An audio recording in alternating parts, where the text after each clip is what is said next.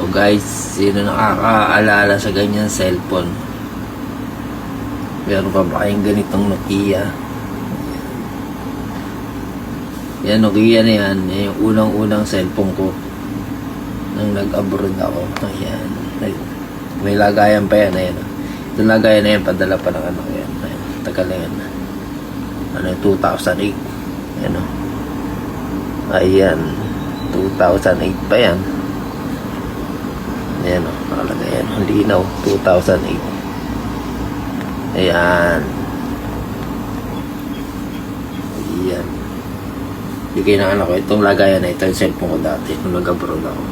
Tapos ito naman yung lumabas ng iPhone.